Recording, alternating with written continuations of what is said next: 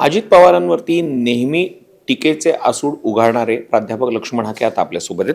Hake sir, गेल्या काही दिवसांपासून अजित पवार वादाच्या भोवऱ्यात सापडलेले दिसत आहेत. महिला IPS अधिकाऱ्याला धमकावण्याचं प्रकरण असो किंवा रोहित पवारांनी केलेला नुकतंच पुण्यातल्या APMCचा आरोप असो. पुण्यातल्या APMCमध्ये काही गुंड लोक घुसलेली आहेत, शेतकऱ्यांना त्रास होतोय आणि तिथे ड्रग्सची विक्री होते आणि ही सगळी लोक पालकमंत्र्यांचं नाव घेऊन तिथे सगळं त्यांचं सुरू आहे, असा थेट आरोप त्यांनी केलाय. तुमची पहिली प्रतिक्रिया काय? मुळात अजितदादा पवार हे हुकुमशाह आहेत. ते ज्या भाषेत बोलतात अधिकाऱ्यांना किंवा कुठल्याही माणसांना. मुळात अजितदादा पवारांचं शिक्षण आणि अजितदादा पवारांचं राजकारणातलं स्थान ह्या खूप वेगवेगळ्या गोष्टी आहेत, म्हणजे टोकाच्या गोष्टी आहेत.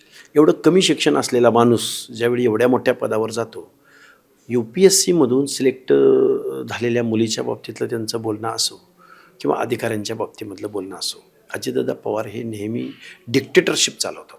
मग त्याचा लिगल ॲस्पेक्ट पाहत नाही, त्याचा प्रशासकीय ॲस्पेक्ट पाहत नाही, तो कुठल्या पदावर आहे, त्याचं काय म्हणणं आहे हे ऐकून घेण्याच्या भानगडीत पडत नाहीत.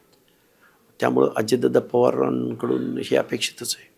पण एका असं म्हटलं जातं की अजितदादा पवार हे कडक शिस्तीचे आहेत आणि ते चुकीच्या गोष्टींना थारा देत नाहीत. मात्र एका महिला IPS अधिकाऱ्याला खडसवण्याचा जो प्रकार झालेला आहे आणि तो पण काही भूमाफियांच्या प्रकरणावरनं किंवा तिथे काहीतरी जमीन रेतीचं उपसेचं प्रकरण काहीतरी सुरू होतं आणि तिथे त्या रोखण्यासाठी गेल्या होत्या, तहसीलदार सोबत होते. मग अशा स्थितीमध्ये एका कार्यकर्त्याचं ऐकून थेट IPS अधिकाऱ्याला बोलण्यापर्यंत हे कितपत योग्य वाटतं किंवा याच्या मागे काय वाटतं? हुकुमशाह आहेत. जर कडक शिस्तीचे असते तर ते शिस्तीनं त्यांना बोलले असते ना, की आपण डायरेक्ट एका IPS अधिकाऱ्याबरोबर बोलतोय याचं जर उपमुख्यमंत्र्याला भान नसेल, काय म्हटलं पाहिजे यांना? हुकुमशाहच म्हटलं पाहिजे ना.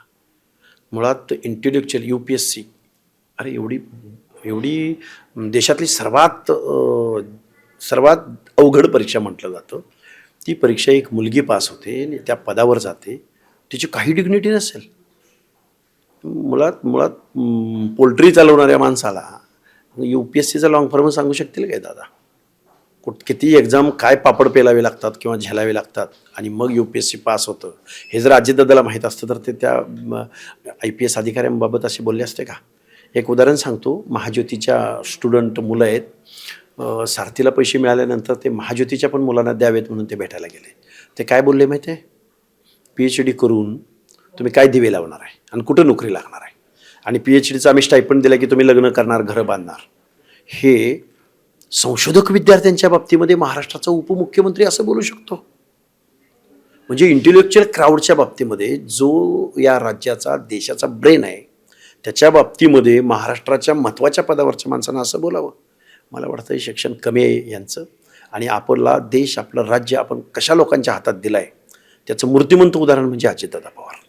पोल्ट्री चालवणाऱ्या माणसाच्या हातात महाराष्ट्राचं वित्त धोरण किंवा अर्थ खातं देणं, काय सामाजिक न्यायाची अपेक्षा करणार आहे या माणसांकडून? एकीकडे रोहित पवारांनी पहिल्या दिवशी त्यांना टार्गेट केलं, दुसऱ्या दिवशी युगेंद्र पवारांनी सांगितलं अजितदादांचं चुकलं, आणि आज पुन्हा रोहित पवार अजितदादांची पाठराखण करताना दिसत आहेत.